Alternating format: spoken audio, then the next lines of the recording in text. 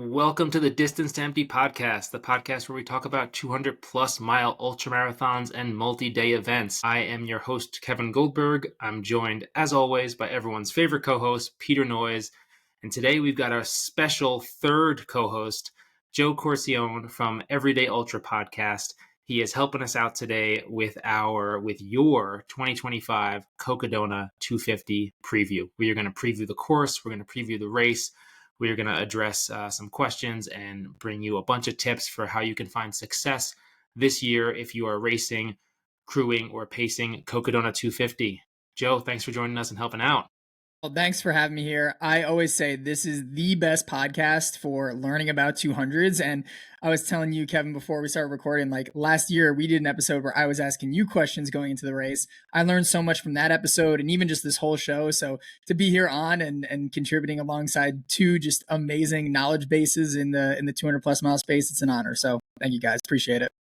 Absolutely. I love it. So, Joe, last year, as you said, you were stepping up to the 250 for the first time. You are now experienced with the course yourself. You'll be back this year. Your wife, Lexi, is running the Sedona Canyons 125. So you'll be out there crewing and pacing that course, which shares a lot, of course, with Cocodona 250, of course. Yeah, so we're stoked to have your expertise back on the pod. As everyone knows, Peter and I have run the race like 700 times or something like that. So we are going to run through this and share our knowledge with you and hope that it helps you if you are running, pacing, crewing, or even just dreaming about Cocodona 250. So let's jump into section by section here. We've broken down the race into 7 sections. And when I say we've broken down the race, I mean ChatGPT has broken down the race into 7 sections. So we're going to rotate off. I'm going to take section 1, which we're going to call Deep Canyon Ranch to Crown King. So that's the start, mile 0 to right around mile 37. So this is that notoriously kick in the gut, really hard start. The good news is that first 7.5 or so miles to Cottonwood Creek, while there is a lot of change mixed in there, like 1400 up and down, it doesn't feel that bad. I remember it being pretty rolling. Looking at my splits last year, I'm doing running paces there. So you do have a bit of an ease into this race. It doesn't get scary till it gets scary. My recommendation here is that you don't carry your full water load. That you have to have at least 4 liters. I personally carry 6. I'll probably start the race with about 2 and try to get through at least half that by the time I get to Cottonwood Creek. Yeah, you're going to lose a little time. It's going to be crowded at that Cottonwood Creek aid station. Really, regardless of when you get in, front, middle, back of the pack, it's going to be crowded. Everyone's filling up water. But I think it's worth running 7.5 miles, 90 minutes to 2 hours, light and weight free. I would take the extra time to fill up at Cottonwood Creek and gear up for that next section, which is going to be a beast. So at Cottonwood Creek, you're going to be checked to make sure you have that capacity and you are filled up with that water. So be prepared to show that to the aid station there. And then when you leave Cottonwood Creek, you're heading up to Lane Mountain. This is that 25-mile stretch, nearly 10,000 feet of gain. This is what you've been warned about. This is what your nightmares have been focused on for the past weeks and months. It's hot, it's loose, it's super remote, but it's not as scary as you may have built it up to be, in my opinion. Keep in mind it's point to point. So those gain numbers, yeah, they're big, yeah, they're scary, but they're one way. So there's not equal amount of descent to mix in there. You're going to hit 2 water stations, mile 10.5 or so, mile 25 or so, 1 liter each. Make sure you budget for that. Know what you need from a hydration perspective. Know that last year, the second one, it got tampered with, stolen, something happened, and I think they were only giving half a liter each to runners. That really messed me up. Joe, I actually got water from you. I don't know if you remember that. I asked if you had any extra water somewhere around mile 30, and you were like, yeah, I do. We're 3 or 4 miles out from Lane. I don't need this. You gave me that. It was great. But you can't count on Joe being there to have water for you. What else on this section? So you're working from Cottonwood to Lane Mountain. There is that critical right turn right around mile 28.5 that gets you onto that Lane Mountain Trail. That's easy to miss. It is well marked, but that if there's one turn on this section, that's the one you need to be aware of. And that 28.5, that's when you might really start being suffering in the pain cave, not paying attention. And I think that turn is right after the horse trough. Yes. There's that horse trough that's probably dry. Don't get too excited. But Yeah, if you see like a big horse trough where there would be water, the turn is like, yeah, I think you're right, Peter, like 10th of a mile, if that, after that. When you get to Lane Mountain, which I believe they have more sponsored aid stations this year. I think I saw Lane Mountain is sponsored by Ultraspire, which is perfect because everyone who gets there will be dehydrated. So when you get to Lane Mountain, honestly, from there to Crown King, it's pretty easy. It's mostly downhill. It's Fire Road, which is going to be a treat after the loose, rocky trails that you've been on. And you can definitely run this if you took care of yourself on that middle section there. So refuel, rehydrate at Lane Mountain, and get yourself up to Crown King. When you get to Crown King, there's going to be a gear check for cold weather gear. You're at altitude now. You're above 7,000 feet. Most of us will be going into the night from Crown King, and you're going to have that cold water gear check at Crown King. So make sure you're familiar with the mandatory gear from the race manual. Yeah, I think that gets us up to Crown King. What do you guys think it takes to be successful in these first, early miles, the first 37 here? Joe, let's start with you. I think the biggest thing at this section is really, really taking care of yourself. And I know that's like standard 200 plus mile advice, but it is critical in this. And so I think with this section, because you have to carry so much water, so much stuff out there, like, and anytime you get a really heavy pack, you almost in your head, like kind of think, how can I make this lighter? And I think even for me, like my biggest thing was do not skimp on water. And that's why I had that extra one to give you, because I was just so afraid of being dehydrated. Because if you think about some of the things that can set you back for a long period of time in these races, it's dehydration. And you don't want to be crushed in the first, 50K of the course after doing all that climbing, because the climbing ain't done yet. As we'll talk about in the next section, there's like a pretty big one coming up, and that section too can be mentally even just a little bit more unraveling, which we'll talk about. But I think the biggest thing is like taking care of yourself, but that comes down to like when you're putting together your pack in this strategy, like don't shortchange yourself. If you're like, I might take a little extra weight and go, because if you catch it on especially hot day, I mean, you feel it for sure. And you're going to want that extra water. And God forbid something happens like it did last year where someone tampered and you only take a half a liter. I mean, that could make or break you sitting at Crown King for 15 minutes or 50 minutes. So I think like take extra care. And like if you're uncertain about water or not, like take a little bit extra just in case. Peter, what about you? Yeah, my strategy in this section is, as much water as possible and actually a little minimal on gear. I have a drop bag at Crown King that's where I pick up like my heavy jacket, my good headlamp, like all that kind of stuff. So just that's my strategy. And one note is that crew getting to Crown King is a big trek. So it's they're staged at Bumblebee Ranch. It's 30 to 40 miles on a dirt road. So just make sure your crew, if they're meeting you there, are prepared for the trek out there, and absolutely no RVs. Yeah, don't be the guy who brings an RV and gets it stuck at Crown King. You don't want to be the story of the whole race after that. But I do think it's a party at Bumblebee Ranch. My crew said they had food for people. I mean, no guarantees, but I heard it was a lot of fun waiting to crew before heading up to Crown King. So tell your runners to take their time so you can enjoy the experience over at Bumblebee Ranch. Yeah, I think they have a merch tent and all sorts of stuff. Yeah. Yeah. Well, sweet. So we just covered the whole first 37 miles in under 10 minutes. It might take you guys a little bit longer to run that. See, it's really not that hard, not that scary. Joe, let's jump into.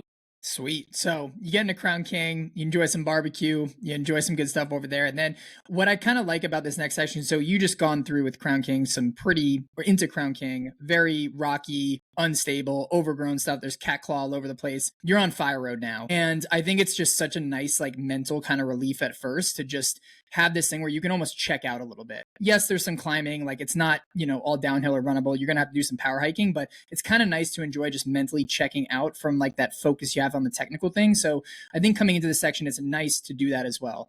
But equally as it is nice to check out, also, you can get into a position where now you're entering into a lot of monotony. So, I mean, it's dirt road for miles and miles and miles and miles. So if if you're like the kind of person who gets really sick of monotony lately, like this might be a good chance to maybe listen to music, start to employ some of those strategies to keep you a little bit more entertained. Maybe you're talking with someone out there. I was out there like pretty much all by myself. And I know for me, like I can definitely get bored with being monotonous. So I definitely had a little bit of that. So this is actually where I first started to listen to some music just to kind of entertain myself. The sunset though is beautiful if you're able to get up there at sunset. Is gorgeous. I mean, you literally overlook the Bradshaws and it is just gorgeous. So enjoy it. Enjoy like mentally checking out a little bit and try not to go a little bit too insane. But it's pretty straightforward from this section up until Arastra Creek. So a lot of that stuff. There is some uphill. You're going to have to climb it. And, I don't consider running all those things unless you're someone like Harry or someone who can, have that engine out there. So again, it's not totally done yet with the climbing. So keep that in mind. Get into Arastra Creek. It's a pretty solid aid station, but I think one thing to keep in mind from the next aid station to go into is just Camp Kippa is there is a pretty nasty climb. A lot of people talk about that first big section into Lane Mountain. And I don't really, when I was going to Cocodona, I didn't hear a lot about this climb. This climb is brutal. So you got, nearly 55 miles on your legs and it's straight up. It's pretty overgrown. It's very rocky. It's kind of like narrow at some points. So you kind of got to like shimmy your way through some things and it's tough. I mean, you got 3,000 feet of gain that's just kind of going up steady, steady, steady, steady. And, I think it's one of those sections that can, if you're not prepared for it, it can almost hit you in the face. I did some recon on this before I went out there and I was almost shocked with like how steep and kind of gnarly that climb was and just rocky and chunky. So I think just like mentally knowing when you're going to Rastra that you got a nasty climb coming up, that's going to be like one of the big things, but just move steady, use the poles, don't overburn yourself. Similar to that Crown King section, I think it's just taking that same kind of strategy of just keeping easy, keeping the poles in check and just keep on rocking and rolling up to there. So after that, you get into some nice dirt. So you will get into a road eventually when you get up on the top of the climb and it's nice. And again, you get that mental relaxation and then you go into Camp Kippa, which is this nice little homey, indoor like aid station, which is great. The volunteers there, I remember, were so awesome. I had like the best broth in my life there. It was so good. So you get into Camp Kippa, and then from there, I mean, basically you're back on fire roads again, but most of it is descending and very flowy. And also this is where you can start to run. So I think, a lot of the stuff we've been talking about now is a lot of up, up, up, up. I tend to think that Cocodona is a very runner-friendly course in the grand scheme of things, and I think this is the first section where you really start to see that. So if you're someone who really likes running on the flats or the downhills and like making good time on there, like, and I'm not saying overly push it, but like this is one place where you get to really celebrate opening up those legs, not from an intensity perspective, but just like running. And usually you're getting here at nighttime, so it's pretty cool out there. You're high up, and I think it's a really good section just to like get that momentum going for those running legs, because coming up is a lot more running miles relative to climbing because you've already done tons of the climbing in the race. So I think it's a good section to celebrate that. And it's a pretty cool section in the night. It's kind of cool because you see like the towns like in the further distance and you're going to go there. So there's a little bit of excitement building up. And then you get into Camp W, which is a very similar aid station setup to Camp Kippa and a little bit of a cabin. And then I really like this section coming up after Camp W into Whiskey Row, because you do on some fire roads for a little bit, but then you dump onto some trails that are in Prescott neighborhoods. And it's like super flowy, super buttery, super runnably, nice, just like weaving in and out single track. And it's just like one of those like quintessential, beautiful kind of trail running, like just scenarios where I think this is like really, I would argue, the first time you get that at Cocodona.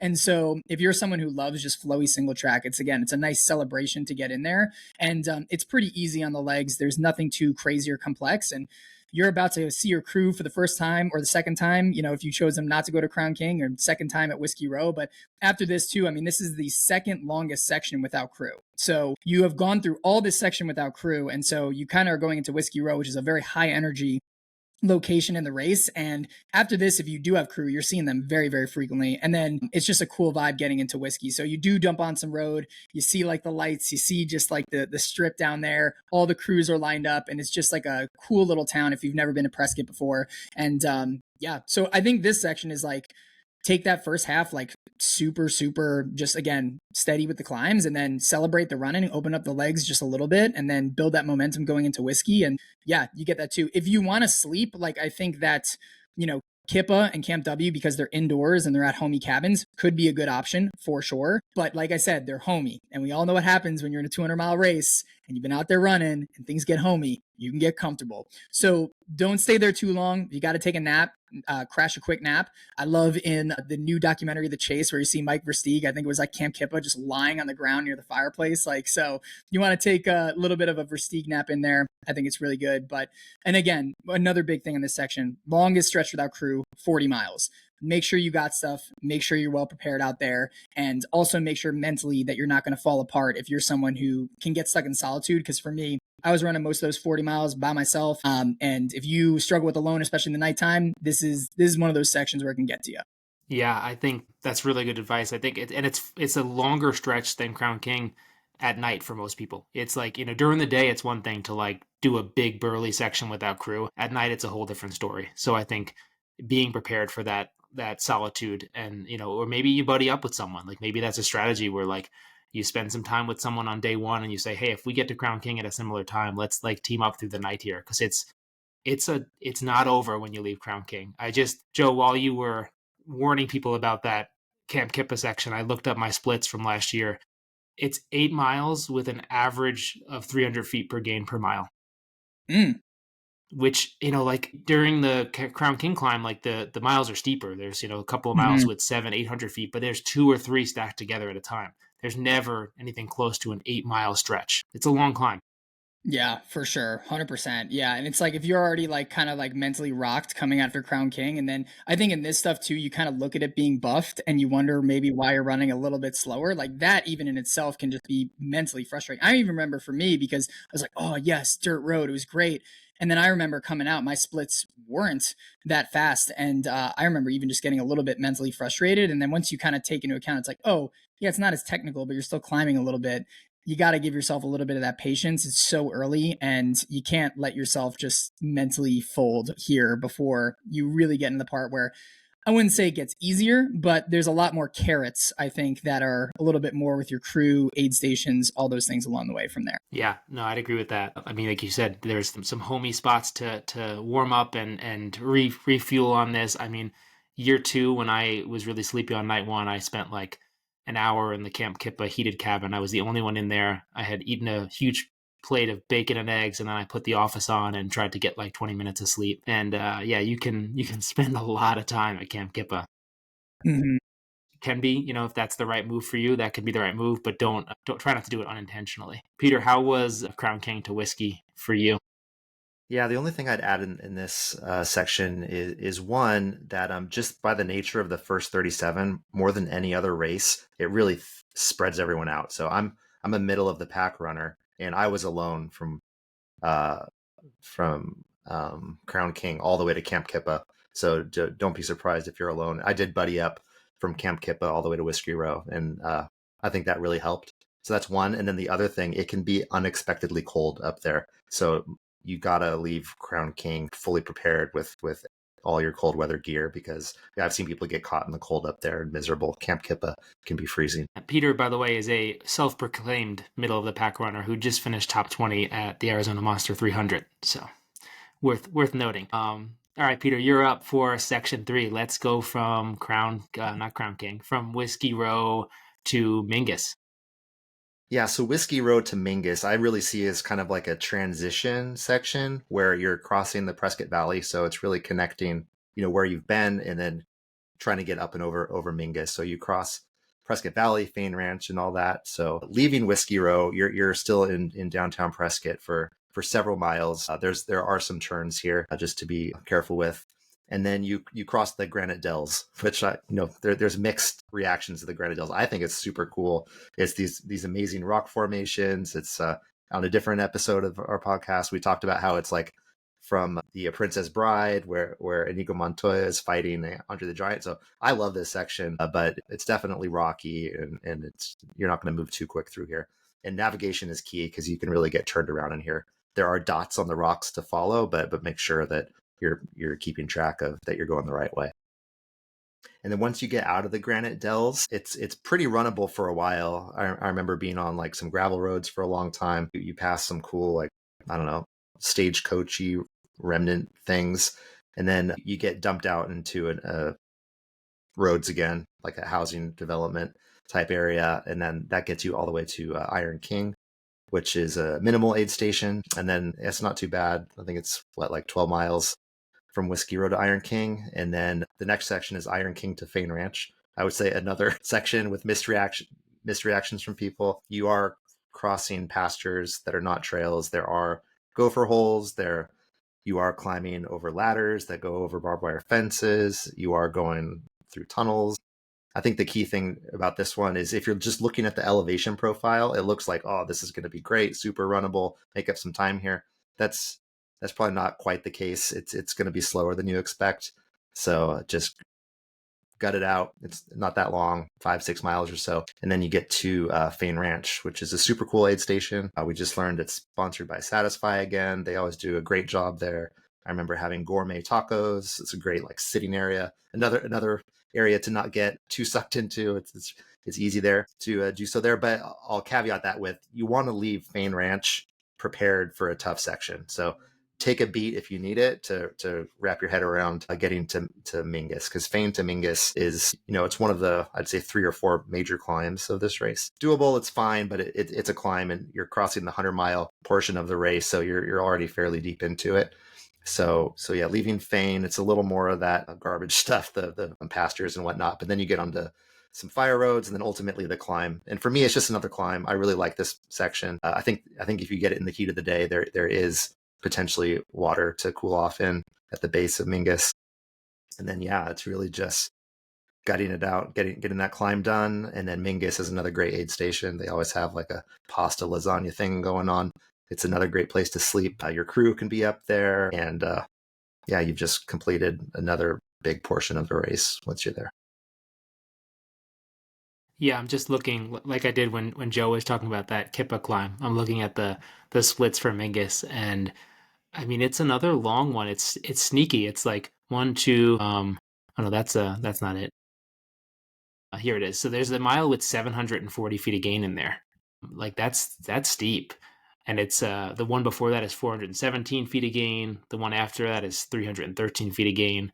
And then there's like 4 before that are like 100 to 150. So it starts off gradual, sneaks up on you, and then it's like, boom, 3 miles of like 3, 7, and 400 feet. That's gonna hurt at mile 100-ish. So yeah, be prepared, especially if it's warm. I hit it first thing in the morning. It wasn't too warm yet, but I remember feeling warm. So that can definitely get you. Yeah, I think also like with the dells, if you've heard the horror stories about the dells, like they're short. Like you're through that actual like rock formation section. And I want to say, what do you guys think? Like a mile, maybe a mile and a half? It's short. Yeah. Yeah. I remember it feeling like so quick out there, just being like, wow, I can't believe we're already out here. Yeah.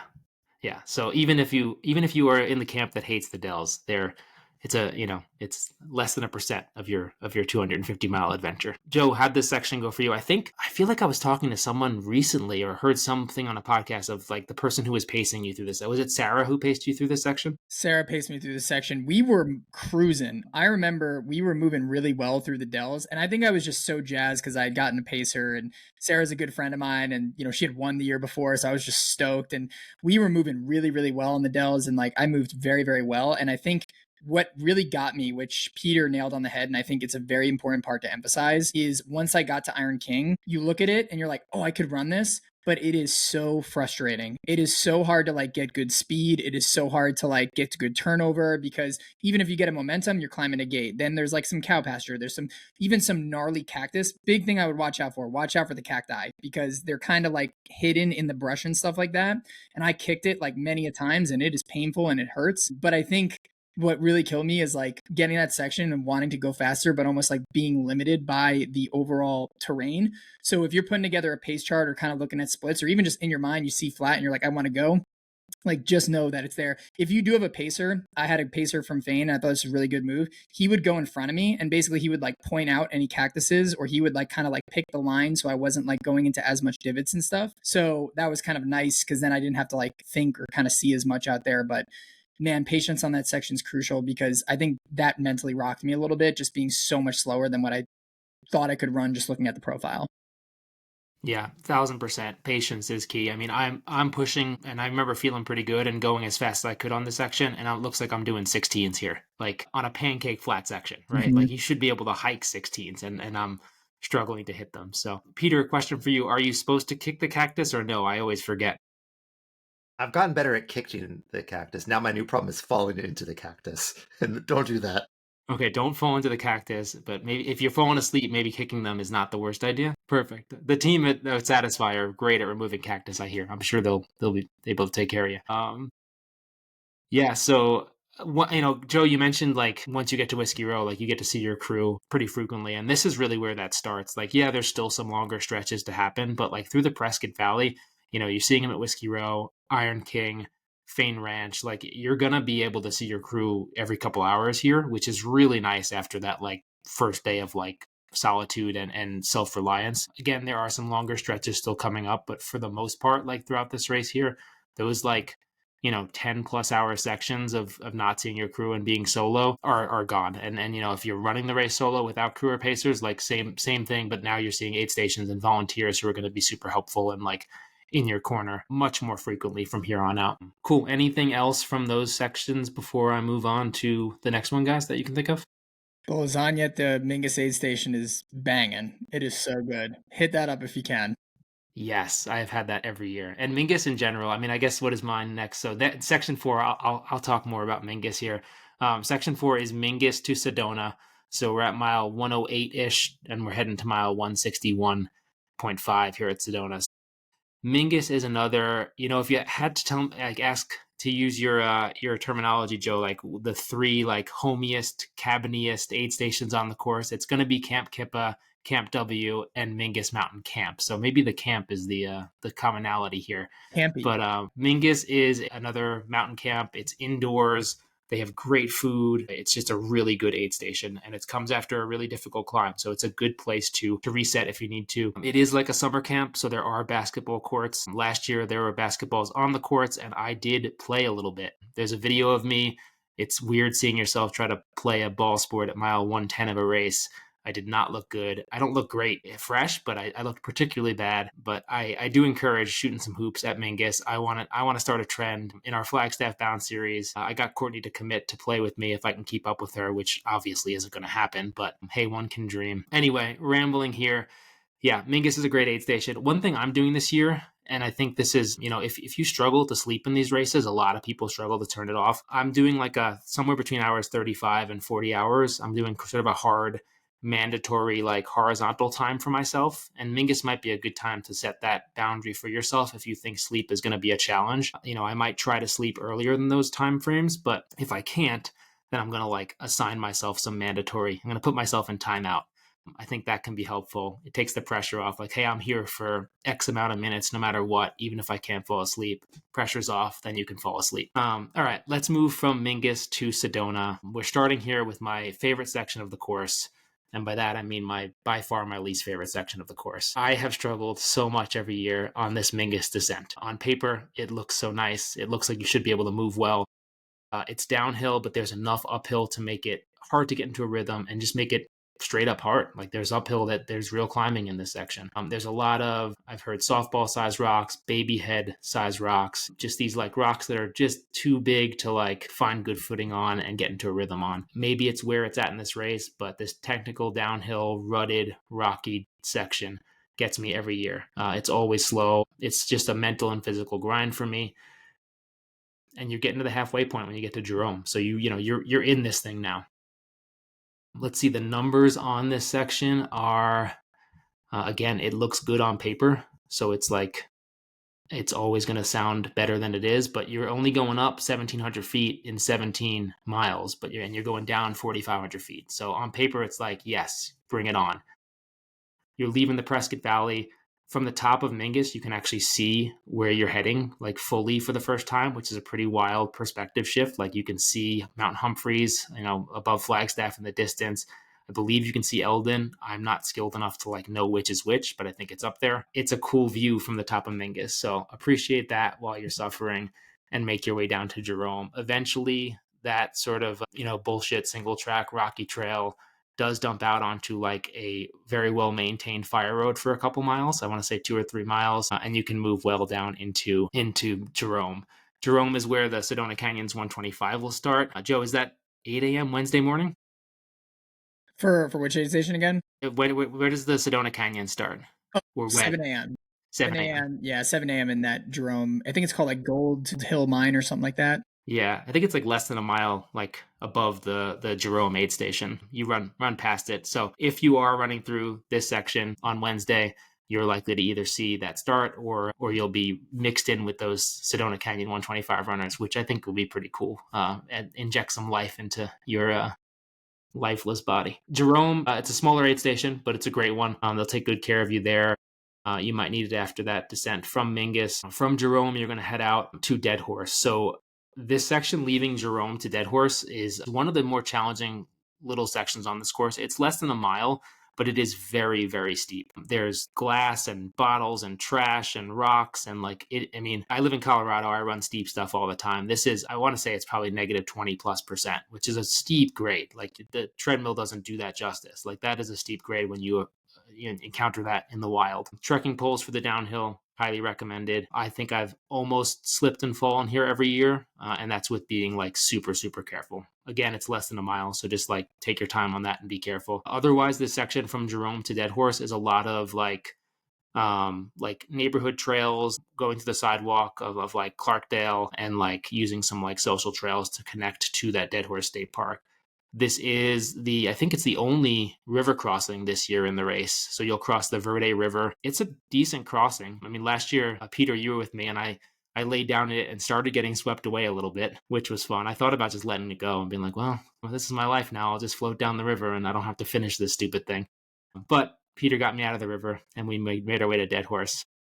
So this is a short section, 8.5 miles or so, mostly downhill and pretty easy with the exception of that super steep technical part. From Dead Horse is a bigger aid station. It's crewable. You'll be able to see your crew again there. You're going to make your way from Dead Horse to Deer Pass. So these next two sections, Dead Horse to Deer Pass and Deer Pass to Sedona, are arguably two of the nicest sections just overall on the course. I mean, in every aspect, like trail conditions, views, mix of gain and loss, like they're just lovely. Like if you were to go run a couple of sections fresh just to like preview the course, these are two that you might pick. So if you hit them during the dark every year like I do, tough luck. Yeah, so Dead Horse to Deer Pass, really amazing single track. You start seeing those first signs of that Sedona red rock. You're not quite in it yet, but you can like see the terrain changing, which is a really cool part of Cocodona in general, just like how the ecosystems change as you make your way through the course. And this is super runnable. You'll be able to make good time here if you're feeling good. Let's see, the numbers are, it's about a half marathon with 1,600 feet of up and 1,000 feet of down. So, you mix that into 13 miles and you can tell it's mostly rolling with lots of runnable stuff. This is going to take you to Deer Pass, which is a really small aid station just on the side of a road, the road that heads into Sedona. And from Deer Pass, you're going to leave to the section that will bring you actually into downtown Sedona. So I've been told this section is an absolute stunner, some of the best views on the course. I always see it at night. I did pace it year one, so I do know there's some pretty red rocks out there. This section is, outside of day one, known to be one of the hotter sections on the course. If you do hit this during the day, those red rocks retain and radiate heat back at you. There's not much coverage, super sunny, super exposed. Be prepared to be hot on this section if it's during the day. Slow down, bring water, whatever you need to do to take care of yourself. We still have over 100 miles to go, and you want to make sure you're still taking care of yourself. But yeah, ridiculous views. The section Deer Pass to Sedona is a little more difficult than the previous one, but still pretty nice.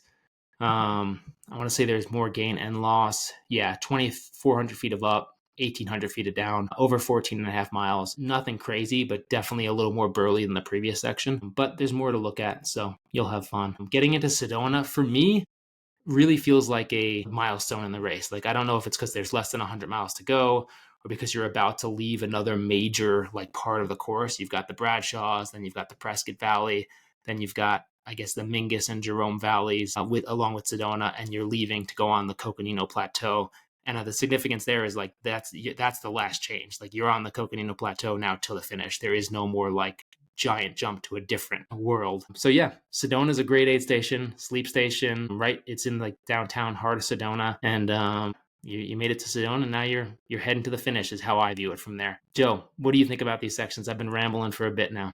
Yeah, well, I think you nailed how crappy that section is coming off of Mingus. Again, similar, like I almost call it like the downhill Fane Ranch because it's the same thing. You look at it on profile, but it's so chunky. It's very up and down, not just a straight down. And again, just being patient on that section too is super, super huge.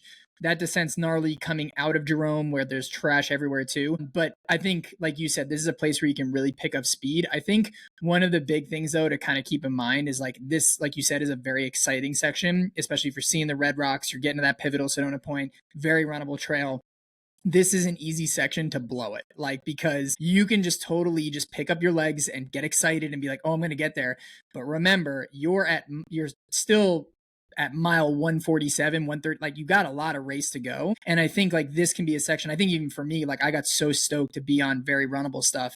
And you got a big climb coming up on a pretty, which we'll talk about, the Hangover Trail, which is the new addition, like pretty sketchy climb going up. And then there's still a lot of stuff. You're heading into altitude. So even though this is a place where you can get some turnover, I think this is an easy thing to just check yourself to not get overly excited and burn the candles a little bit too much, especially if you catch it in the daytime. Because like you mentioned, Kevin, it can get brutally hot. You might look at the temperatures and be like, oh, it's not as hot as before because it's higher up. But those red rocks, don't underestimate how hard it can be. So I think the big thing is like, yes, make sure you're making good time, but don't let yourself get ahead of yourself because you have a lot of race still to go with two major climbs also still in your favor later in the race. Yeah, totally agree. Peter, you're very familiar with this middle section that I just went over. You've obviously run it twice yourself. You and I did it in training, and then you paced me last year from Jerome to Dead Horse. I know you like this section too. I think you agree that it's like one of the more enjoyable parts of the course. What's your tips for this middle sections here? Yeah, well, the first thing is if your goal for Cocodona is 100 hours, a really good goal is to try to beat the start of the Sedona Canyon's 125. Love that. That'll like put you right in the slot for that 100-hour finish. So that's one. And the second thing is, yeah, it's the negative 20%. It was really fun to pace that fresh. Like, yeah, it's bad, but it was a different experience on fresh legs. It wasn't quite as bad. It was really fun to watch you going down it. So yeah, I mean, it's bad, but it was just a fun new experience. And then I didn't fall, did I? no, you never fell, but Okay. yeah, it's a little loose. That's the real problem, and especially the last little bit down before the gate. That's really where you're going to fall, if anywhere. And then I always hit this section in the heat of the day, and you're right, it can be hot. My strategy was I'd hit Deer Pass, go through there quick, and then like within the first mile after Deer Pass, there's some great trees with a lot of shade, so a good spot for a midday dirt nap if it's really hot and you just need a little breather there. And then, yeah, getting into Sedona in the middle of the day it is hot. So I think there's a water stop at the school that's a couple miles out from the aid station. So make sure you take advantage of that. And yeah, just take care of yourself through here. Like Joe was saying, like don't blow your race here. It could be the last hot part of the race. Yeah. Yeah, it starts to feel like you're getting deep, so you might start to like burn some more matches, but like there's just so much left and there's still so much opportunity. Like don't think of it as like I have this much left. Think of it as I have this much opportunity left because up on the plateau, I mean with the exception of like a few miles of Eldon, it is all opportunity. That's how I look at it. Like regardless of if you want to just finish and crawl across the line DFL or if you're looking to win it, like the plateau is full of opportunity and you want to get to the top of that plateau with a full matchbook ready to burn. At least that's how I view it. I do think one thing I wanted to mention, there's mandatory gear checks that I think we've not talked about all of them, but basically anytime you're not going through Prescott Valley, they're checking for mandatory gear. So blanket statement, just be aware of like what you need to carry when, because I did get checked last year. Luckily I'm kind of the type of guy where I just leave it in the pack at all times. But if you're doing more jumbling things around and like trying to lighten your load for certain sections, make sure you're super familiar with what you need when in that runner's manual. Because basically anytime you go higher or into a section where it could get cold or sketchy, they're going to have you carry a variety of mandatory things that you definitely should be carrying. Cool. All right, let's go to section 5. Joe, we didn't really, we just did this kind of randomly, but it sounds like you're probably more familiar with the Hangover Trail than me and Peter, so I'm glad you got this one. It was just serendipity. It just works out well like that. Kismet. I love it. Sedona to Muns Park. Take us there. Absolutely. So yeah, so for those that are familiar with the Cocodona course, if you ran in the past, you used to actually go through Oak Creek and then basically go up to the Canyon climb. That was a pretty rough 2 mile, 2.5 ish mile uphill climb that was super rocky that you go into before you hop onto Schnebly Hill Road. And the aid station at the time was Schnebly Hill. They've now made some changes and modifications due to permitting. So instead of going up that trail, you actually go to a different trail called the Hangover Trail through a connection of different single track. So me and my wife, we all did like a Sedona Canyons training camp with all of our athletes to do this section. So we actually got to scope it out and check it out and see what the hubbub was all about, because everyone was talking about the Hangover Trail, saying it was sketchy and everything. So we had to check it out for ourselves. So was it sketchy? Well, stay tuned. I'm about to tell you. Anyways, you get in the aid station and you start a little bit out on some paved road for a little bit. You go a little bit through some of the towns of Sedona, and then you get onto this really nice red rock single track. Nothing too crazy about it. It's pretty flowy, pretty easy. It is kind of a little bit of climbing here and there, but nothing too steep. And you're just gradually ascending for a little bit before you get on that Hangover Trail. So you're definitely going to do some hiking, but you got some pockets of running in there if you can definitely turn over a little bit too. Again, just like Kevin was saying, you are in the red rocks here, like in it.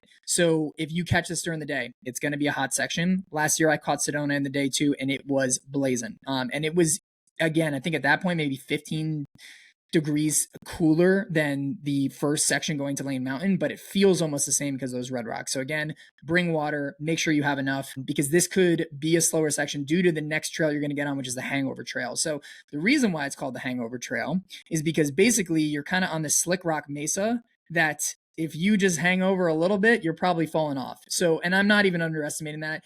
I'm the kind of guy where if people go ahead and talk about a trail and say how bad it is, I'm usually like, it's a little overblown. I went to this trail. It is definitely something sketchy. You take one bad slip, I mean, you could fall off the entire mesa that you're on. There are some pretty steep drop offs. So I think the biggest thing is, I mean, if you're going the day, it's easy to stay vigilant, but again, make sure you're lucid, take some caffeine, like if you don't plan to sleep so you can be alert. If you have a pacer, make sure that they're to help you to navigate through that. There are some pretty sketchy parts onto there for sure that you want to get on. The other thing too is pretty steep. It is pretty steep. It kind of starts pretty gradual, kind of going up slick rock, and then it kind of starts to get even more vertical. So you're going to have to get those out. Now, here's the thing. You might think poles in this section. Some of the sections you might need to be on all fours, kind of like getting up some stuff. So poles might not actually help you very much in this section going up that climb. So if you have a quiver or you want to stow them, you might just want to stow them and just get up that as efficiently as possible. If you are getting in this section at night, bring a bright light for sure, because you're going to want to make sure your footing is really, really well. Plan to move a little bit slower than what you normally do on the climbs, because again, like that is pretty, really rough. The other thing too is with slick rock. If you've never ran on slick rock before, your feet tend to move around in your shoes a lot too. So this is a lot of slick rock as well too. So if you're having feet issues or things like that, I would definitely tape them up at Sedona, take care of them, because this is a section, if you have hot spots or anything, they could easily turn into big blisters. And again, you still have a lot of race to go. So I don't mean to say like this section's super scary, but definitely take caution. You can move through it. You can move through it vigilantly. Just be prepared. Know you're going to move slower, and just be like, if there's a section to not be hallucinating, this is one to not be hallucinating on. So anyways, you'll get up that section, and then you get up until basically the top where it kind of connects close to Schnebly Hill Road. There is a water drop at the exact, I'm looking at the exact number here too, unless Kevin, you have that up. Let's see, because I know had the incision thing up, but there is a water drop at the top of that climb, so you can fill up there. And then basically from there, you're on nice dirt road going into, which is now Foxborough, which used to be Schnebly Hill. It's very nice. I will say though, it is like uphill. So just a heads up, like it's one of those sections too where it is uphill enough to the point where if you're feeling a little gassed, like going up hills, you might just want to hike it. If you are a strong runner and you can have that engine without burning out, you can run some sections, but there's some pretty good uphill on that section that looks a little deceiving. So, but you're now on single track. It's nice. It can still be hot if you're in the day, just because now you're at altitude and it's pretty exposed. But then you get into Foxborough, which is the new aid station too. And and then that's where a big moment's going to happen, because at this part at Foxborough to Muns Park, this is the very first no pacer section due to the owls. Also too, like, and Peter, I'm going to put you on the spot. Peter joined this call wearing like an owl, like I don't even know, like it was like a dog costume, but he had on his head. He's wearing the shirt right now with the owls on it. So shout out to the owls. But because of that, you can't have a pacer. Now, when we did it, all of us here, when we done it, like you have had a pacer in that section. So this is new for this. I will tell you this. I've been in races before. You have a pacer and when you don't. You're at mile 177 too. And this section, by the way, is very monotonous. It is basically dirt road up until you get into Muns Park. Even right before Muns Park, you get into some roads and some neighborhoods and some really beautiful houses, but it is pretty much dirt road and monotonous. So this is a section if you have a pacer and now you're not having one anymore, you want to be sure to, again, make sure you got your mental game up and what you can do to keep yourself from going insane out there. Because again, it's almost like I call this like a time loop section where everything just seems the same, but it's only like about a little over 1,000 feet of gain. So, I mean, if you can run, you can make up some time on this section. Like Kevin mentioned, now you're at the point where it's like, this is where you make up the time and this is where the time counts the most. I look at Arlen Glick, like who last year was kind of a little far behind like the top three. And then once he got on top of the plateau, just surged because a lot of this stuff is so runnable. So if you've taken care of yourself, if you've done well, if you're doing well mentally, you got enough sleep, like this is the spot where you can start to run. Obviously not hard. You're still going to low intensity, but you can start making up some mileage on this. Just be sure to be resilient if your pacer's not there. Keep it nice and easy, and then you get into Muns. You kind of have this nice descending road going into Muns Park through again these like big houses that are super beautiful. And Muns is kind of like a parking lot of I don't know what it is, maybe like a store or hotel. I don't know. There's some sort of structure there. I don't know. I was really delirious at this point. But you see your crew there, and then you can pick up your pacer back too. I think Muns is a pretty good sleep section. Personally, I slept at Muns, and the reason why I say that is twofold. When you're getting on a lot more of that runnable stuff, which Peter will talk about next, like in terms of like what it's entails and everything such too, or Kevin, whoever's going next. But I think this is a good sleep spot because if you can run on these next sections, it's great. So anytime I'm coaching someone, or even for me, like I think getting a good sleep at Muns is a good idea to do if you want some strong legs and some life in your step into the nice runnable stuff you're about to get through Flagstaff. Man, I think maybe it's because I wanted to know about the Hangover Trail, but I think that was the most helpful section we've done so far. Joe, how would you compare, like, and it's hard because you did the Hangover Trail fresh, so it is hard to do, but like, how would you compare difficulty and like opportunity from the old route to how it is this year? Do you think it's faster, slower, net zero? I think it's a little slower, mostly because even though the Kasner climb, the original one, was rocky and steep, I think you can move pretty well on it if you're a strong climber. Whereas this one, I mean, because it's like slick rock, it's a little steeper, it's kind of like not you can't really get a good hiking stride onto it. I think this one is a little bit slower. And also, if you're prone to a person who's like, oh, I can usually make up a lot of time in the uphills. Again, I always like say there's a frustration factor that's always an element to this. I think there's a little more of that in this too. I will say the views, like you get the views like going up this a lot better than you do at Kasner. Like Kasner, you kind of got to turn around to see the views. So at least you kind of got some nice stuff that you're looking at too. But again, you want to stay on the trail because it is sketchy. So I think it's a little bit slower of a section personally. And so I think when you're accounting for some of your splits hiking up this, just again, I would maybe discount it by a little bit just due to like the technical, slippery and sketchy nature of how it is. Peter's pacing me on this section. You're going to keep me safe, Peter? Great. And so out here in Colorado, Joe, I described like a lot of trails more consequential versus sketchy. Like the trail itself is actually like, if you're just looking at the trail, it's like, it's perfectly fine, right? But if you were to slip and fall, it's highly consequential. You're probably like Long's Peak, you're going to die. Like there's no, like, that's just the way it is. Would you say that this is truly sketchy, or is it like more consequential? Like the way the trail is okay, but if you fuck up, uh-oh.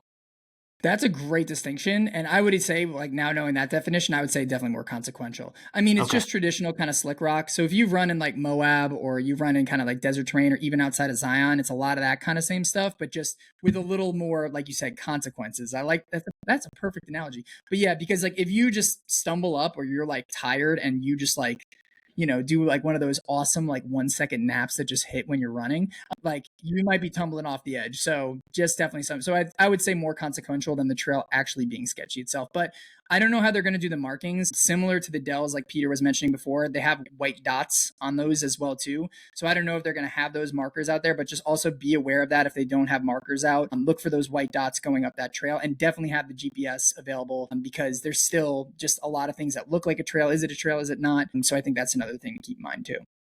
Yeah. I mean, slick rock in general, like, is just hard to follow sometimes. Probably not the best time for me to be on the live stream on my phone on that section. I'll take notes. Yeah, no, I think that was all really great. When you do kind of top out at that water stop, about 6.5 miles into that section from Sedona and get onto that like more fire road, but where it is still uphill for several miles. I've had a lot of success in the past doing like really short running intervals, 10 15 seconds, like super short, just to make up a little time. Like you can, just because the terrain is so, even though it's uphill, it's so, non-technical at that point. Like that's where that opportunity comes in of like, hey, you can start pushing on that even when it is uphill if you have if there's still fuel in the tank. So yeah.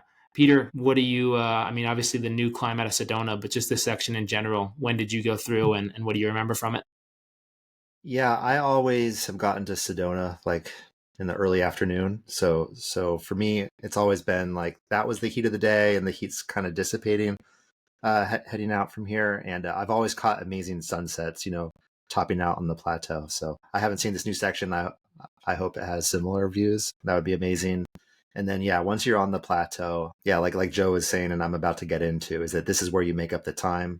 It's a lot of easy trail, but if you're not mentally there or you're struggling, it could end up slow. So I think it's a good idea to leave Sedona in good shape because you want to be up there fresh as possible on the plateau. Well, Peter, I'm sorry, but I think we're going to do that section at night. So no views for you.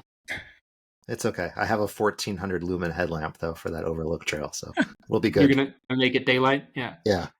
I hope we do it. I mean, historically, I'll have been hitting it during the day, but this year we're going to hit it at night because we're going to be just so fast.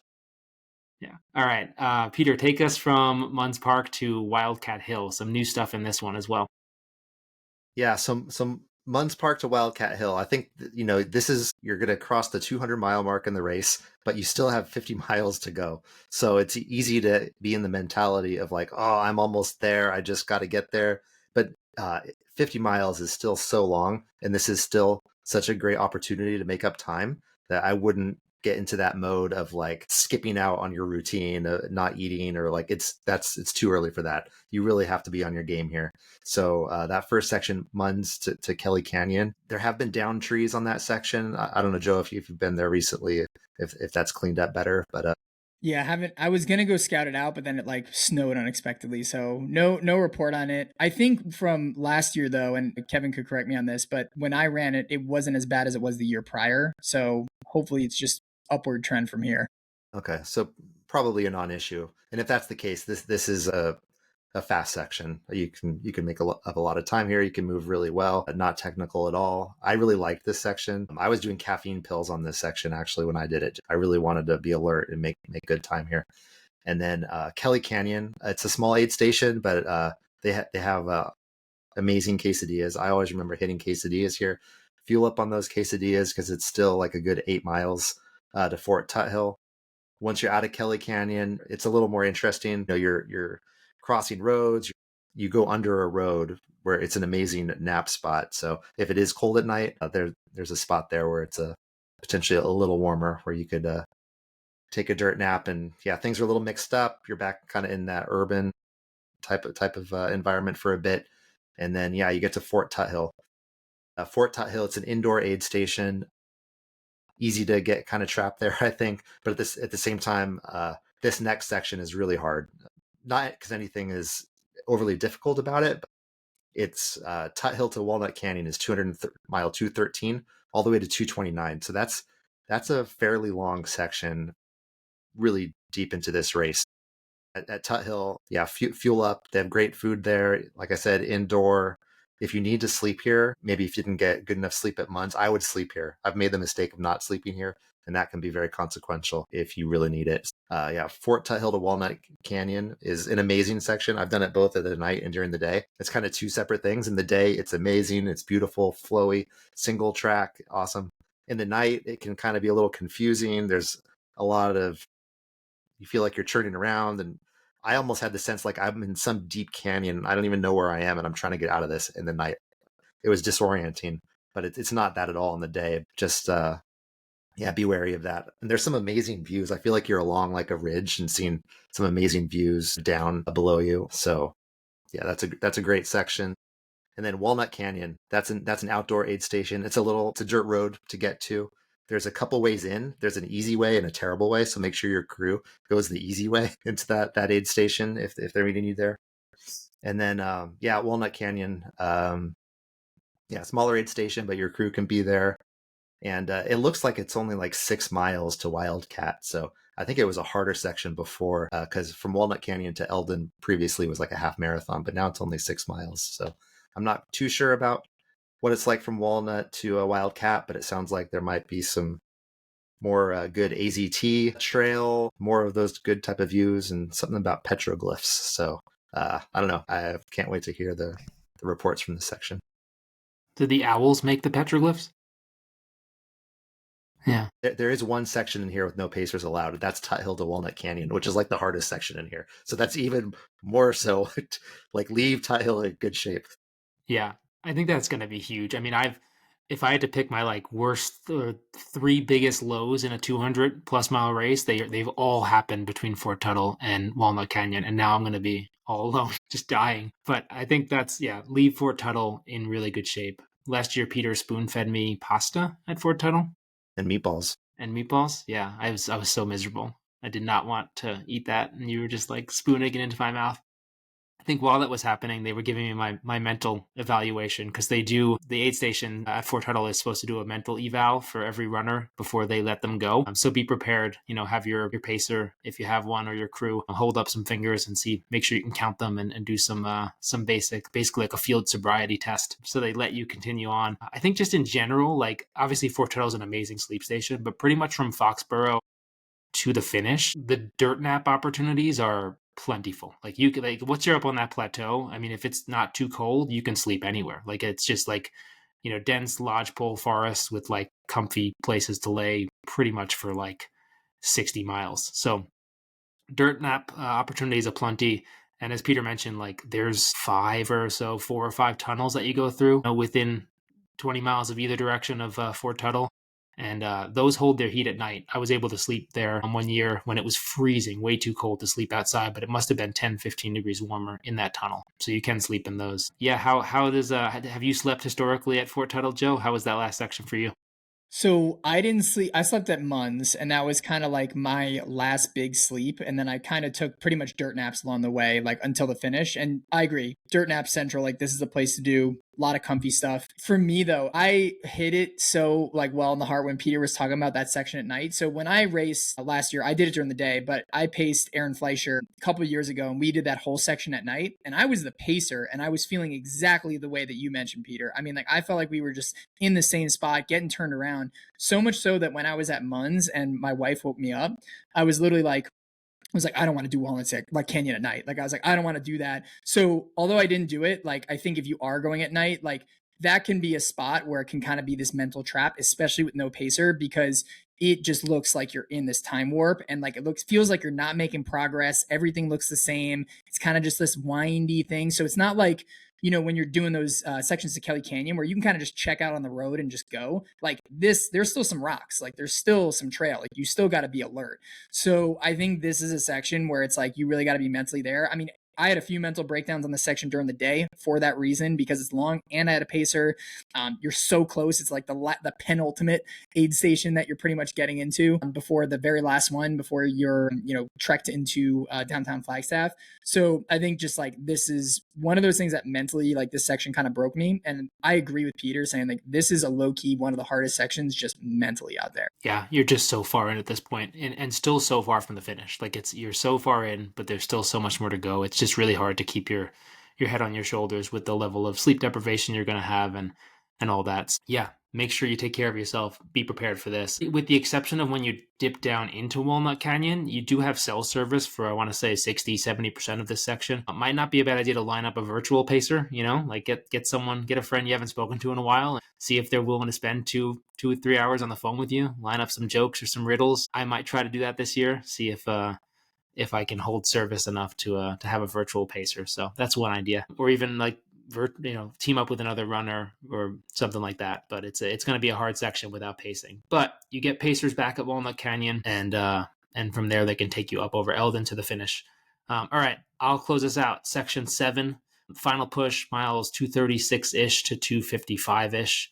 It does seem like the race is a couple miles longer this year. It's not helping with my time goals, but hey, is what it is. Just going to have to run faster. Wildcat is the new aid station. So basically there's no Mount Eldon aid station this year. They have like one before you really start the climb, and then they have the Trinity Heights aid station sort of after the descent. So there's aid stations at either end of Eldon. I think Pete's Meats will be at Wildcat, maybe. I don't know. Certainly won't be at Eldon. There's no one up there to help you this year, which is actually fine because it's usually pretty cold and windy up there, and like typically not a place you want to spend time. If you're at the Eldon aid station historically, it's by necessity, not by desire. So there's a new climb this year up the backside of Eldon. Originally, I thought it was a true reversal, but it sounds like it is a different trail up, not the fire road that we have historically taken down.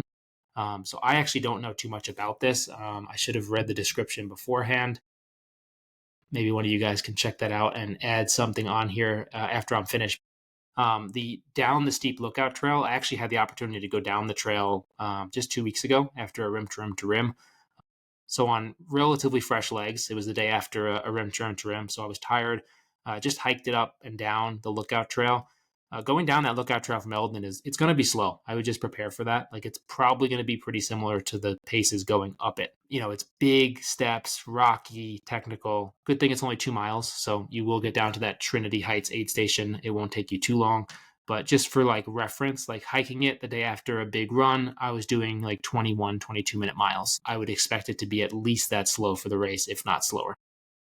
Unless you've got some big goal and you're really close and you're pushing really hard. But again, I would classify this as sketchy and consequential. There's a lot of stuff on that trail that you could trip on and some things that you could fall on that would not be comfortable. So yeah, 3,400 feet of up from Wildcat up to the top of Eldon. It is less compressed than it has been in the past, so you might be able to make better time on the climb, but the descent is going to be slower for sure. 2,000 feet in about 2 miles.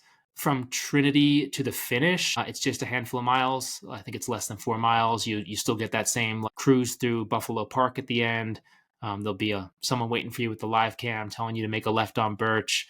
And then you're going into Heritage Square, probably a new person than you were when you left Deep Canyon Ranch. So yeah, big changes with the Eldon direction. But overall, you know, if you've made it to Wildcat, you're going to finish this thing. And you just got to get through that final 20 or so miles. So yeah. Either of you guys have a chance to check out that back trail? Joe, it looks like you might have read that. What do we got there? Yeah, so I've actually ran the trails. So it looks like you're on the AZT for a bit, and then you pop on something called the Newhart Trail, and that goes into the Sunset Trail. So I've actually ran those trails a couple years back, so it wasn't super, super recent. So things could have changed, but I remember this. So kind of what you described going up Eldon last year, it was basically, it's just a really sketchy trail coming down that thing. It's chunky. It's sketchy and consequential. Great agreement. Going down Eldon last year is like basically just like a dirt road, right? Just coming down. I would say this is kind of like a hybrid of both. It's not necessarily like as buffed as a dirt road. There are some rocks on the way, but it's nothing like Eldon, the original lookout climb up, because from what I remember, it's just single track with like tons of rocks on it. So I would say this is actually pretty comparable to like an uphill trail, similar to what you get on the Black Canyon Trail before you even get into like the big climb on the first section. Like, but it's steep, it's uphill, you're going up, and there's definitely some baby head rocks, but it's nothing to the point where it's like with Eldon, it's kind of like hard to find like a good rhythm coming up it if you're coming up the lookout trail. So this one you can definitely get a better rhythm going up, but I think I could be wrong. I got to look exactly at the profile, but I think the ascent is a little longer essentially, but like not as steep. So that's the other thing too, is like you're going to be climbing for longer periods of time, albeit I would say the mental load of this is probably a lot lower from what I remember this trail. So I think that's kind of nice, but you can't check out completely because Kevin, yeah, if you check out coming down that descent on Eldon, yeah, I would feel very, very bad for you. Yeah, I tripped a few times, like stumbled a few times, you know, relatively fresh after a great night of sleep with poles, with friends, like just hiking it. So definitely a section where if you can have a pacer, that's going to be great. But, you know, be careful on that descent. It's no joke. If you've done the ascent, you can imagine what it would be like. It was basically, it wasn't surprising to me. Like having done the climb a few times, like doing the descent, I was like, oh, this is about as difficult and challenging as I thought it was going to be. Peter, for Eldon, what do you, Yeah, I just read the whole description here, and yeah, Joe's spot on. The brunt of the climb is 2,000 feet and 4 miles, and it's very consistent. So you're looking at 500 feet per mile, or maybe a little less. So yeah, up a single track. So it seems like nothing to write home about. But obviously, I think this section will be slower than last year, just because there's no spot where you're going to be running. I mean, an aid station that's 4 miles from the finish. If it were me, I'm like grabbing a piece of watermelon there, saying hi to a couple people, and I'm just cruising to the finish. So I doubt many people will spend much time at that last one. Yeah. Well, you'll still be with me for that, so don't let me spend any time there. All right. Trinity's not even on the map. No. You get one watermelon. No Okay. sitting. Good. No seedless, please. Awesome. Well, that's it, guys. We finished Cocodona 250, and it only took us an hour and 10 minutes. Easy peasy. So hopefully you guys found this valuable. There is going to be a official shakeout run at the race. Let's see. It's going to be all the sponsors: Knock, Tailwind, John G, Catula, Ultraspire, Halo. I'm going to be there with Distance to Empty. We're going to raffle off some hats. I think Joe might be attending as well. That's going to be Sunday, May 4th at 2 p.m., right at check-in time at the Deep Canyon Ranch where the race starts, out and back on the Black Canyon Trail. I'd love to meet you there. If you're listening to this and found value, join us for the shakeout run. Say hello. We can chat Coco before we Coco. And yeah, that'd be awesome. I think we're going to release this episode Monday morning, a week out from the race, which means that it will air before our call with Chaos Crewing. So Monday night, we are doing or if you're listening to this on the day of the release, it's going to be tonight. We're doing a live episode with Chaos Crewing, where myself and my wife Melanie, who have both crewed the race, I've obviously run the race. We're basically doing a crew and pacing chat with Chaos Crewing. We're going to take questions. We have John G gift cards to give away. We posted that in the Cocodona 250 Facebook group. If you need the registration link, you'll find it on our Instagram, on Chaos Crewing Instagram, or just get in touch with me and I can send it over. But we'd love to see as many people as possible join that live. That'll be Monday night at 5 p.m. Mountain Daylight Time. Lots of confusing time zones right now. Thanks, Arizona. But yeah, we're really excited to do that as well. Have your crews attend. And that was so awesome. Thank you so much for joining us. I want to give you a shout out. Joe himself is, the best podcast out there, not titled Distance to Empty. Everyday Ultra podcast. So much good stuff on that podcast. If you don't listen to him, I know we have a lot of crossover fans, but if you don't listen to Everyday Ultra podcast, check it out. Give them a follow. Joe is also head coach of the Everyday Ultra racing team. They coach athletes of all kinds. I know some of his other coaches. Liz is great. I've met other coaches there. So if you're looking for a coach to help you out with things like Cocodona or any of these ultra adventures, check out Joe and Everyday Ultra. Anything I'm missing that you want to pitch for yourself, Joe? Putting you on the spot. Well, I just want to say, man, like I think any person who loves the sport loves to learn, and I have just learned so much from this podcast. I've learned so much from both you, Kevin and Peter, and this is like the best 200 plus mile podcast on the planet. Like I even talk to all my athletes who are running 200s. I'm like, listen to this podcast. Like I'm going through this and I'm going through the training and stuff, but you guys are doing a treasure trove for this greatest distance in the sport, in my opinion. And so I just want to say, like, the plug for me, I would say, like keep listening to Distance to Empty too, because this show is amazing. And so keep doing what you guys are doing. It's awesome. I love it. Thanks, Joe. As we mentioned at the top of the episode, you'll be out at Cocodona this year, crewing and pacing your wife Lexi at the Sedona Canyons 125. So you'll see him out there as well as Peter and myself. And I think you have Tahoe 200 up later this season. Tahoe 200. Yep, that's the next one coming up. Getting a little redemption from the monster, so it'll be good. There we go. You're hooked on the distance. We love it. So, Joe, Peter and I play a game on this podcast called Let's Get Deep. It's one segment that we play when we do our normal episodes. In our outro, Let's Get Deep is a card game for couples. Peter and I play it with each other on the podcast, and today we're playing it with just you. So there are 3 categories: icebreaker, deep, and deeper.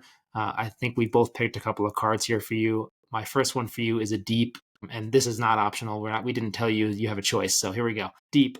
This one's easy. This is a fun one. Joe, would you rather be able to speak to animals or know all the foreign languages fluently?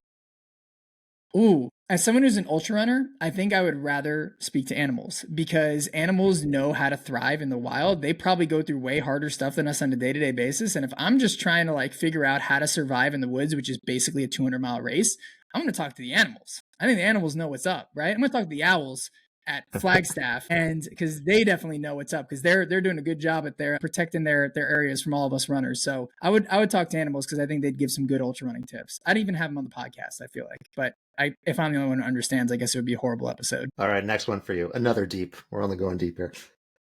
What are you paranoid about? Ooh, this is a good question. I think I'm paranoid about doing anything less than what I really think that I'm capable of. And all the time, and I'm not perfect. Like I make mistakes here and there too, but anytime I do something and I feel kind of bad about it or anything that such, like for me, like I'm always like, did I give it my all out there? And I think that's the thing that I'm most paranoid about, because I think no matter what like your result is in anything, like whether you nail the goal or miss the goal or anything like that, I think the number one thing to measure yourself on is like, did you give it your all? And the reason why I'm so paranoid about it is because the brain can be so tricky. I mean, literally the brain knows all of our weak spots, our insecurities, everything like that too. And so because I'm so paranoid of this thing between our ears, like trying to sabotage like all the goals that I'm trying to do, I'm paranoid about that thing trying to get in the way. And so I think over the years, and ultra running has helped with this, is like being vigilant to try and manage it and trying to not let it allow me to do anything less than my best. And I think the 200 miler is just a great distance to learn that in real time, because I went to the lowest points like ever in a race at Cocodona. At mile 190 at Schnebley Hill at the time, that was a section, like I lost my mind, but then I rose through and had highs later. And like, I think that only comes with if you are paranoid about what this thing can do if it destroys you. So that's the thing that I'm paranoid about and what I try to circumnavigate every day. All right, we got a deeper for you now. What is your most unpopular opinion? I got I got plenty of unpopular opinions. Oh man. Oh, this might be a very unpopular opinion. Um, I I say this to not discount anyone who's doing it, but I think nowadays I'm thinking the marathon is losing a lot of its allure. I think right now, like in the days, and I'm not saying that running a marathon isn't impressive or a fast marathon isn't impressive, but I think like when I first got into running, like I would look at people at the marathon and I'd be like, holy crap, like, do people die after this? Like, what the heck? And I even remember the first time I ran a marathon, people were like, oh my gosh. Now, if I run a marathon, even as a training run, like even people who have like no things, they're like, oh, like that's cool. Like, what was your time? And so, but I think that's just a relative thing of like the sport and how popular ultra running is getting. There's more YouTube documentaries coming out. It's becoming much more into the purview. You're getting a lot of influencers who are running these 100 milers now who are getting more of the purview. So not to say that the marathon isn't impressive, because I think it is, but it's almost losing a lot of the allure. And that's why I think you see a lot of these like larger distances popping up. And I guess even to lead to the unpopular opinion, like I see a space where like I think the 200 plus mile race is going to be, I think, as big as the 100 miler sooner than people think. And that might be an unpopular opinion because people are going to be like, no way. But I think people are just curious to see what their distance to empty is, and really just trying to figure that out. And so that's my, I would say, my unpopular opinion that gets me a lot of hate mail from marathoners and tells me that I just run slow for very long periods of time. Yeah, I love that. I think it's cool that like the way we're measured by these 200s is it's impressive that we finished it and no one cares about the time, where the marathon is like, yeah, everyone's first question is, well, what was your time? But then that's the thing they hang on to. So I'm with you on that. All right, we have time for one more, Kevin. All right, last one. So what is difficult for you that seems easy for everyone else? Wow, this is a very, very good question. We didn't prep Joe at all for these, by the way. So Yeah, this is all on the spot. Yeah, I'm even thinking about like even just like the unpopular opinion. Like this is pop culture, but I love The Last Jedi. If anyone's a Star Wars fan, I love The Last Jedi. So I probably just lost so many fans. That's Talk about hate mail. Yeah, now the hate mail is coming. yeah, love it. I think it's a masterpiece, by the way. So I'm tripling down. Anyways, all that being said, thing that's hard for me that I think is easy for others. I think for me, like one of the hardest things is to really, I would say, like relax. I don't do a very good job at relaxing. And I think that has led me into areas where it has been very detrimental. I've driven myself into burnout. I've driven myself into overworking myself. I've driven myself in the past to running like myself literally into the ground by like either getting injured or things like that, like way in the past. And I was diagnosed with ADHD as a young kid, and I think it's just a part of my nature. But like where people can kind of sit down and maybe like turn on the TV and watch and everything, like sometimes it almost like stresses me out a little bit. And I don't think that's a good thing. I mean, yes, you can use it to drive myself into action and things, but also at the same time, as a coach, I even tell this to athletes, like you not to make progress as a runner, you not only need the stress from training, but you need the rest and recovery. And so for me, it's like it's a struggle for me to rest. It's a struggle for me to stay still. It's a struggle for me to recover. And one of the biggest things like was making the decision to Arizona Monster recently to DNF because like my knee was just swollen up like the size of a softball and I couldn't walk. And I was committed to go and walk those things, but I had to make that decision to be like, I need to stop to preserve myself long term. And I'm glad I made that choice, but that was very hard. So I think and I think a lot of ultra runners can relate to this, but I think for me, it's very hard to relax and slow down. Honestly, I think that even cost me our race at Cocodona last year. I went so hard on some sections and way harder than I should have, and I blew up. You know why? Because I couldn't chill. And so that's something that's really hard for me that I really need to improve on, and I'm improving on every single day. I love it. All right, Joe, last thing we got for you, another thing that we didn't prepare you for at all. What is one dark horse prediction for Cocodona 2025? It could be anything from front to back of the race. What is something that you think is going to happen this year? Dark horse prediction. So I think even excluding like Courtney, because she would literally go in there. I think we're closer to seeing like one where we're in the overall top 5, even outside of Courtney, like because Courtney I think could clearly, it's like, yeah, no doubt she can get in the top 5 overall. I think you can see someone who's not Courtney get in the top 5 overall. Very dark horse prediction, very niche, but I think that there's some women out there who, if they stripe it, like Mika, or like, I mean, she's just an incredible runner. We saw the performance she had last year before she took that tumble. I think that's a possibility. The other one I think is a very dark horse pick. I think Dan Green's going to shock a lot of people. That guy, his training, his fitness, his commitment going into this thing, and he's just an incredible runner as is, but I think a lot of people looked at Arlen Glick last year and were very skeptical of him, like just being this like flatlander runner kind of, a guy, and he comes in at 3rd place. And I think if Arlen had 200-mile experience, arguably, I think he could have won the race. But I think Dan Green is someone that I think people need to really look out for. And so he's like a really big fan favorite of mine. I also really love Max Jolliffe. I think now that he's gone through Moab and kind of learned, I think whenever you go in these 200s, the first one, you learn so much, and it's such a unique experience that you can't even get from listening to a lot of other people until you feel it. But once you feel it, you nail it. Like Kevin, I almost equate it to like your journey. Like when you went through like these 200s and then you started learning and figuring out and just climbing the ranks, it's so cool to see. I think Max is going to be a guy that's gonna like make 200-mile royalty pretty quick here, even after winning Moab too. Nice. Love it. Yeah, no, the women's field is so stacked, so I really like that pick. I think we're going to see a really cool race this year unfold, or at least other people are. I won't be seeing it firsthand. I'll catch up after. You'll be in the live stream though. Yeah, So that's, yeah, maybe I'll be following during. Sure. Who am I kidding? Of course I will. Awesome. Joe, this was so great. I hope listeners found a lot of value in this and are getting ready a week out from Cocodona 250 here. Again, you can go to theeverydayultra.com to check out Joe's podcast, Joe's coaching, everything that there is to do with Joe and Everyday Ultra. Cool. Thanks, Joe.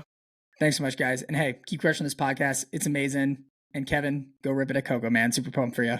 That's the plan.